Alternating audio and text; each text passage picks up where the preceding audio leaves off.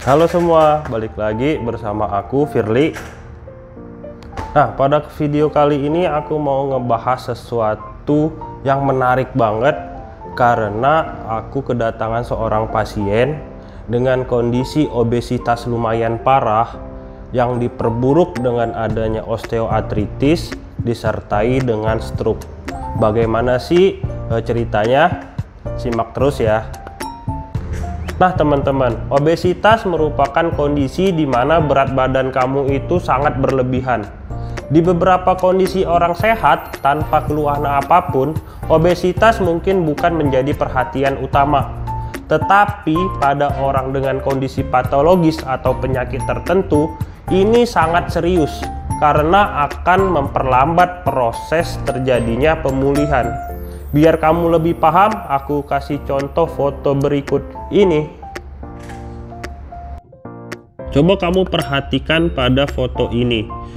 Lihat perbandingan antara tulang serta badannya.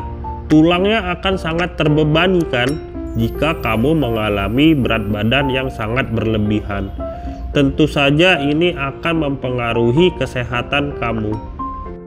Seperti pada foto sebelumnya, orang dengan kondisi osteoartritis atau radang sendi lutut, ini si lututnya nih akan mengalami pembebanan yang sangat berlebihan jika kamu mengalami obesitas, dan juga akan diperparah dengan adanya stroke atau si otot daerah lutut itu mengalami kelemahan yang signifikan. Karena dianya lemah, akan sangat sulit sekali untuk menggerakkan dari si lututnya. Jadi kayak gini perumpamaannya, jika kamu dengan kondisi berat badan ideal atau normal, contohnya berat kaki kamu itu 5 kilo. Orang dengan obesitas berat kakinya itu 15 kilo. Tentu saja akan lebih susah untuk menggerakkan kaki yang beratnya 15 kilo daripada yang 5 kilo. Makanya di beberapa kondisi itu sangat menghambat dari proses pemulihan si pasiennya itu sendiri. Nah, selain aku treatment sesuai dengan keluhannya yaitu stroke dan osteoartritis, aku sangat menyarankan si pasien ini atau kamu yang mengalami obesitas mulai sekarang hubungi ahli gizi. Nah, coba kamu konsultasi bagaimana sih untuk menurunkan dari berat badan.